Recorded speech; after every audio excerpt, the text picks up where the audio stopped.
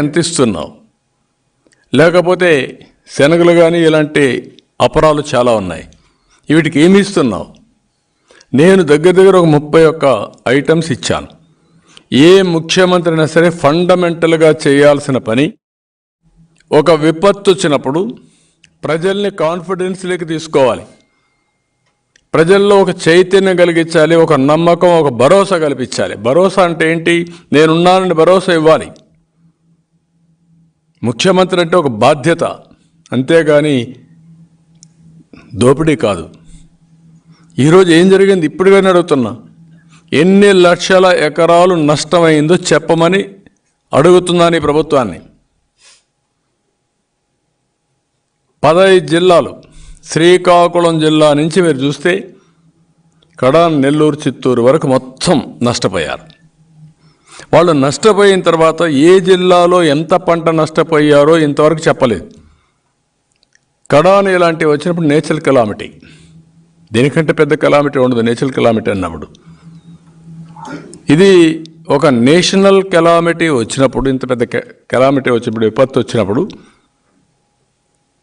కనీసం ప్రభుత్వం ఒక బాధ్యతగా తీసుకొని కేంద్రాన్ని కూడా అప్రమత్తం చేయాలి. ఎంత నష్టం వస్తుందో చెప్పలా.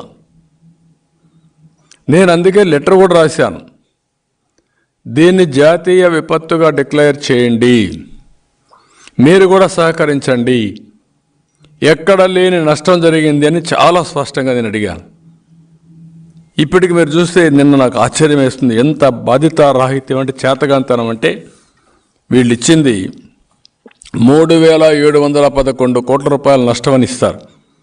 బ్రేకప్ లేవు, పాడు లేవు. దాంట్లో 2,000 కూడా చాలా స్పష్టంగా ఉంటుంది, ఎవరు యాక్సెప్ట్ చేశారు కూడా ఉంటుంది, ఎవరు డ్యూటీ ఫెయిల్ అయ్యారు కూడా ఉంటుంది. ఈ విషయాలు మీరు గుర్తుపెట్టుకోండి, ఎవరిని వదిలిపెట్టాం. పరిపాలనా రాజధాని వైజాగ్ తీసుకెళ్లే ప్రయత్నం వేగంగా చేస్తున్నారు, మళ్ళీ ఆపుతున్నారు. దాని మీద ఏమనుకుంటారు?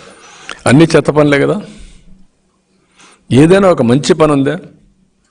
సిగ్గు ఎగ్గు ఉండాలి కదా. నువ్వు పోవాలనుకున్నావు, వెళ్తావు.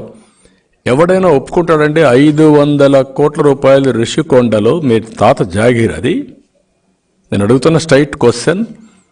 టూరిజం పేరుతో 500 కోట్లు పెట్టి ఒక బంగ్లా కడతావా నువ్వు? బాధ్యత ఉందా నీకు? 500 కోట్లు ఏంటి, ఒక టూరిజం ఏంటి, హోటల్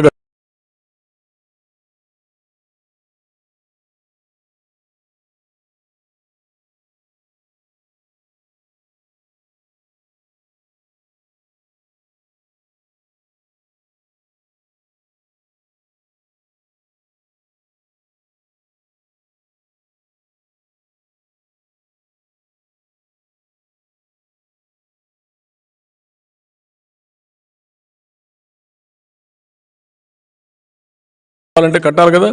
టూరిస్టులు ఎవడొచ్చినా 500 కోట్ల రూపాయలు ఒక బంగాళాకు పెట్టి టూరిస్టులు వస్తారా? అంటే అంత అంటే ఒక్కొక్కడు వచ్చి దినానికి ఎంత కట్టాలి? కోటికి కూడా కాదు, ఇంకా ఎక్కువ కట్టాలి. 500 వడ్డీ సంవత్సరానికి, ఈ 80-90 కోట్లు వడ్డీని మళ్ళీ తిరిగి పే చేయాలి. అంటే దినానికి 1 కోటి రూపాయలు ఆ ప్రాంతంలో తిరిగి దానికి పే చేయాలి, లేకుంటే 50 లక్షలు పే చేయాలి. అంటే ఇంత విన్యాసాలు, ఇంత అడ్డగోలుగా రిషికొండలో కొండను కొట్టేసి ఇంతవరకు ఎన్విరాన్మెంట్ డిపార్ట్మెంట్ చెప్పినా, కోర్టులు చెప్పినా వినకుండా ముందుకు పోతున్నా అంటే ఎంత ఉన్మాదం అండి ఇది. అంటే ఈ దేశంలో ప్రజాస్వామ్యం లేదా? చెక్స్ అండ్ బ్యాలెన్సెస్ లేవా?